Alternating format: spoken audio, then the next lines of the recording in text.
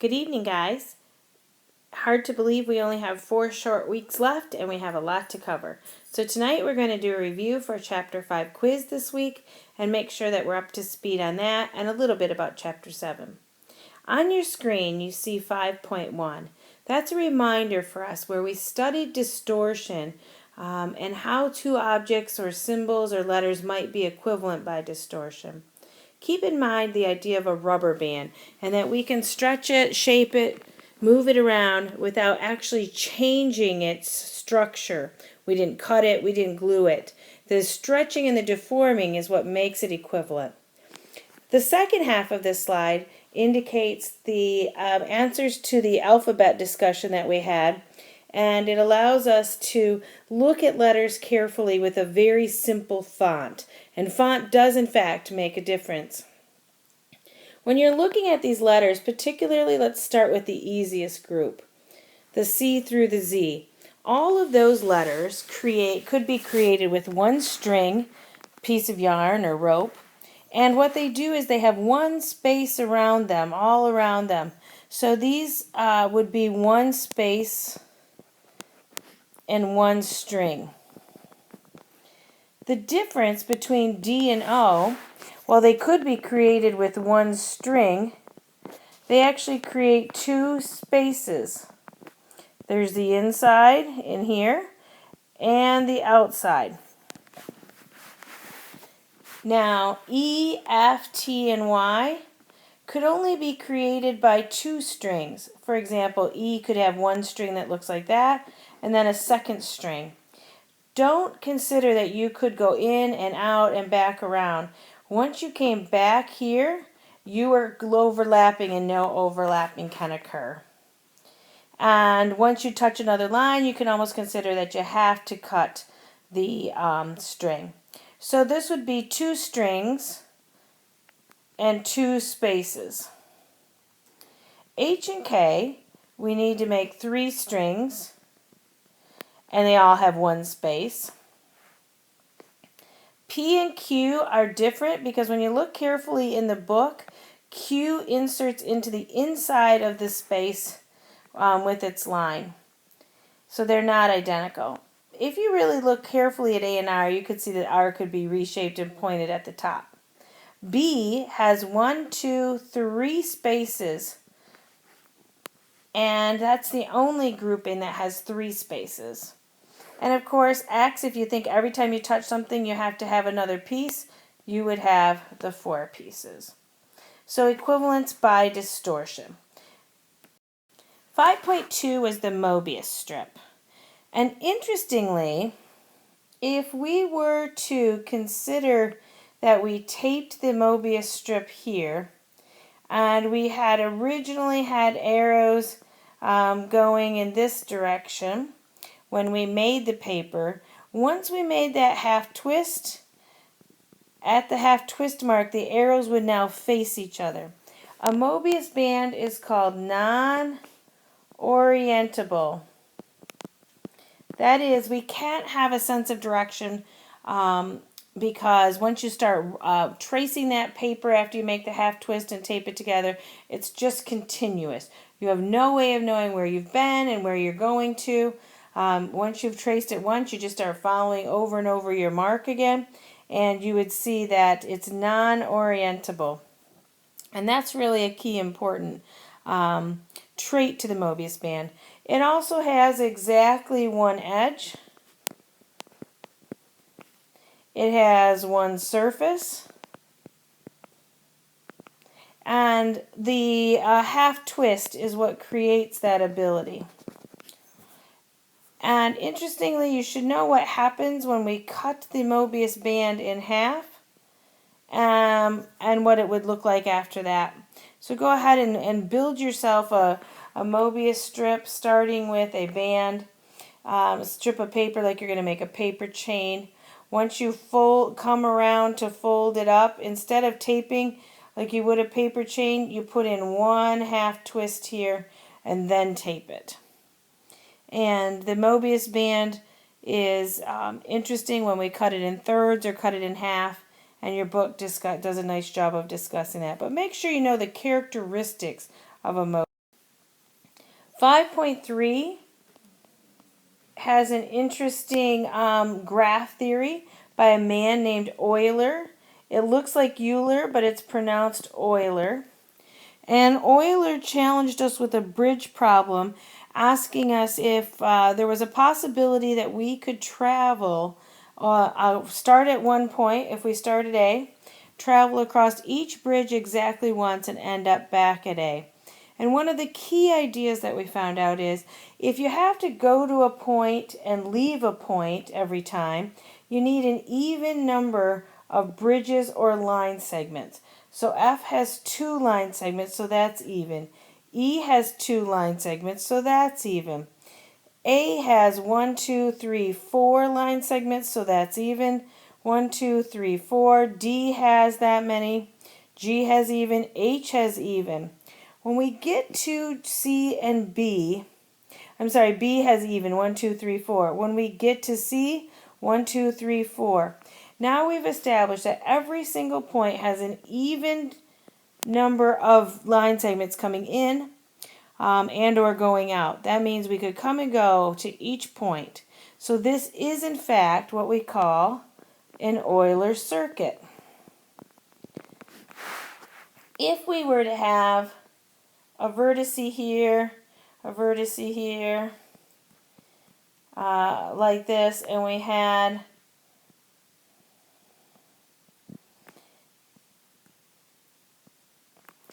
a circuit that looked like this. We notice this vertex has 2, that's good. This vertex has 1, 2, 3, 4, even, good. 1, 2, 3, 4. However, these two have 3. That means this is not an Euler circuit because we're going to get caught in one of those places and not be able to get back to the other. So we would not be able to travel each bridge simply once.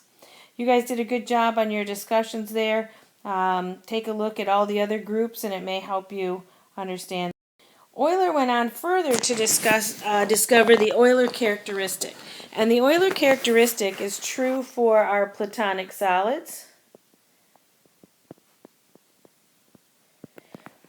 and our doodles. And what the characteristic says is if you count the vertices, there are 1, 2, 3, 4, 5, 6, 7 vertices.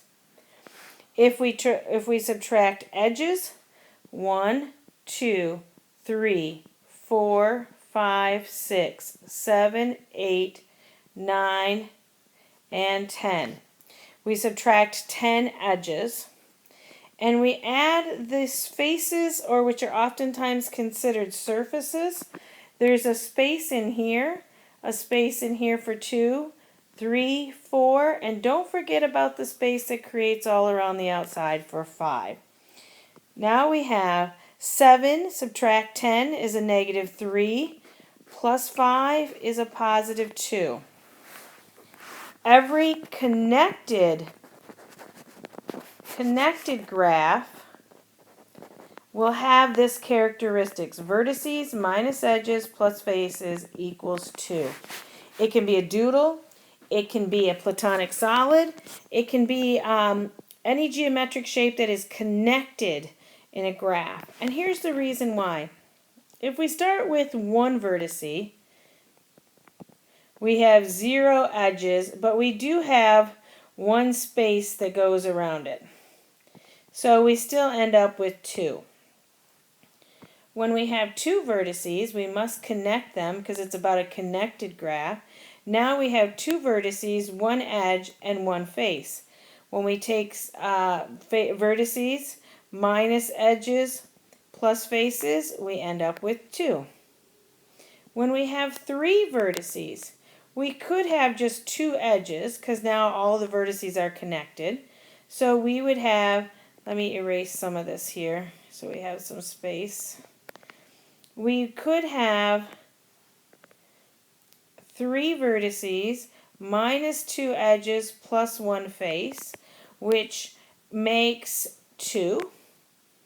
Another scenario could be that we have, in fact, we have 3 vertices again, but they're actually connected in a different way. We have 3, and now they're connected like this. So we have 3 vertices, subtract 3 edges, but now we have the inside space and the outside, so we have 2 spaces, which equal 2. So you can see this would carry on and on and on, and that's how the Euler characteristic works. Make sure you understand the difference between a characteristic and the circuit. The previous slide was the circuit where we were looking for even number of line segments. The Euler characteristic will always be vertices minus edges plus faces equal 2. Knots. This is a tough section for some. This knot is known as the trefoil. Sorry, that's not writing well. Trefoil knot. And this is a beautiful 3D representation. And if we all had the ability to draw like that, we wouldn't need to leave spacing. However, if you look at this drawing, this is more of a 2D drawing. And it's really important that we leave these spaces so that we can understand over, under, over, under. Now, I'm going to trace this, and we're going to take a look at what happens when we do that. If we start here and we trace, and we notice that at this first crossing we're going over, then we're going under, then we're going over, then we're going under, then we're going over, then we're going under. There was this over-under pattern that's really important to understand, that over, under, over, under, over, under. These pairings are called crossings. And that's how we identify mathematical knots. Besides having no beginning and no ending, so one continuous string that can never be untangled, when a knot in the less than 7 crossings is in its most simple form, its prime form, just like we think of numbers being in their most simple form, their prime factorization. In their prime form, they have these over-under crossings, and that pattern will remain. Because they come in pairs, this has 3 crossings, and we describe a knot as 3 crossings, oftentimes known as 3 sub 1 on our handout, also called a trefoil. So it's important that when we're drawing a knot, we leave spaces so that we know which is over and which is under for us to determine if it's a knot. This class we will only discover the, we'll only work with the unknot 3, 1, 4, 1, 5, 1, and 5, 2. So these knots are very similar to the periodic table. There are just hundreds of them, and you're certainly welcome to Google mathematical knot images, and you'll see the table. It's incredible. I've also included a website that has some information about mathematical knots. Again, it's important that you see the crossings. This one has 0 crossings, so it's the unknot. 1, 2, 3 crossings. 1, 2, 3, 4 crossings. 1, 2, 3, 4, 5. 1, 2, 3, 4, 5. Those crossings are how we identify the knots. The differences between knot 1 and knot 2, or 5, 1 and 5, 2. And we're going to see if we can help you out here and determine a way to do that. Now, if we, they both have 5 crossings. The pattern really comes from when we're walking the knot and what we might see. If we start here and we start walking, and every time we come to a crossing we number it. So here's going to be crossing number 1. Here's going to be crossing number 2. Here's going to be crossing number 3. Here's going to be crossing number 4. And we're back to 5. So notice we went 1, 2, 3, 4, 5.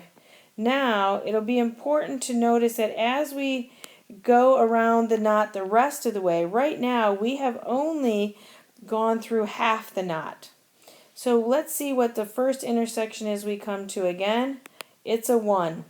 So we had a 1, 2, 3, 4, 5, and now we're back at a 1. We're back at a 2. We're back at a 3. We're back at 4, and we're finished doing the entire knot with a 5. 5, 1 is the only knot that will go 1, 2, 3, 4, 5, 1, 2, 3, 4, 5, no matter where you start. Now, let's look at 5, 2. If we start here and we start traveling, here's knot 1, or crossing 1, I'm sorry, and we go to crossing 2, we come around to crossing 3, and we come around to crossing 4, and then crossing 5. So we have now traveled the knot 1, 2, 3, 4, and 5. However, now let's continue back around here. The first crossing we come to is 3, then 2, then 1, then 4, then 5. You can see now this is mixed up. It didn't go 1, 2, 3, 4, 5, 1, 2, 3, 4, 5. It went 1, 2, 3, 4, 5, and then as we traversed around, it went 3, 2, 1, 4, 5. So that's your method to determine if it's 5, 1 or 5, 2. Our handout had some interesting knots and unknots on it.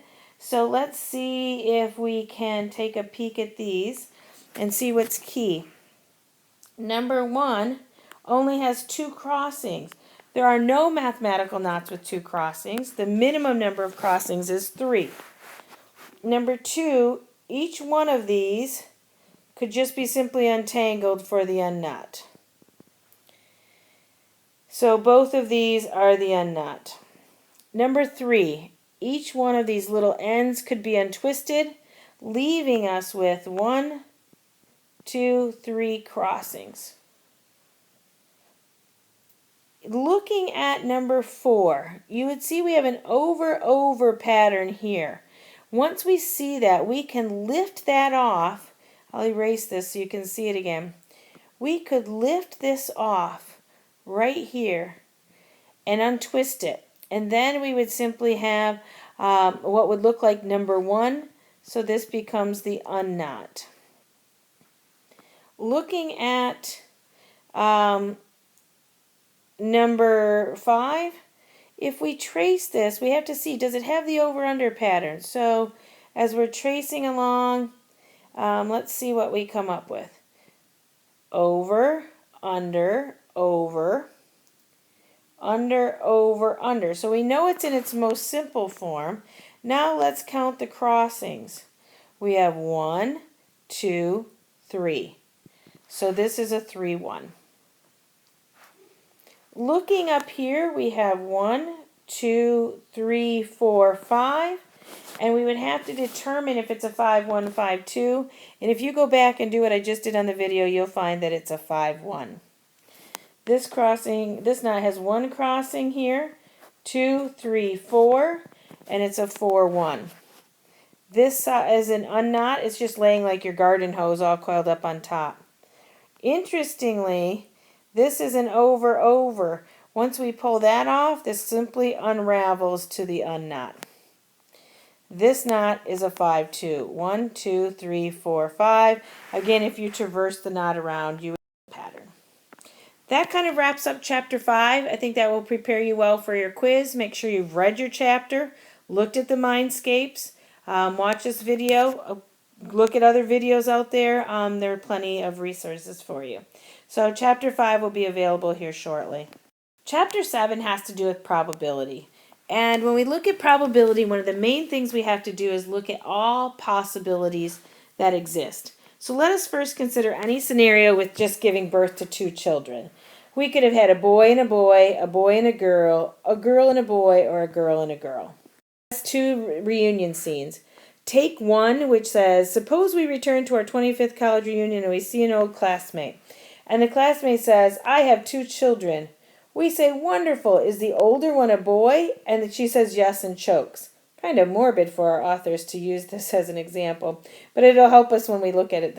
So, if she said the older is a boy, we can disregard these 2 options and we only have 2 to choose from.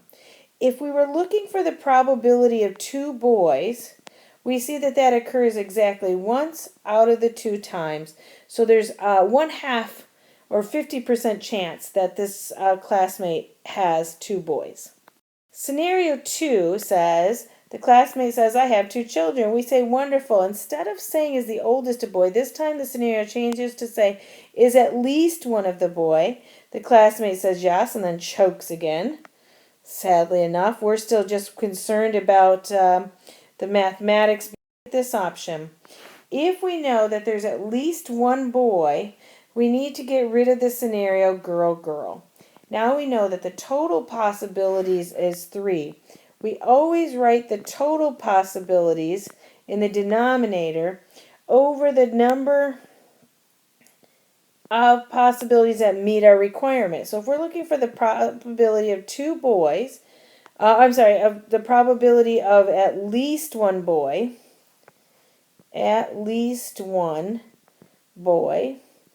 we see that, that is not what we're trying to say. Let me back up.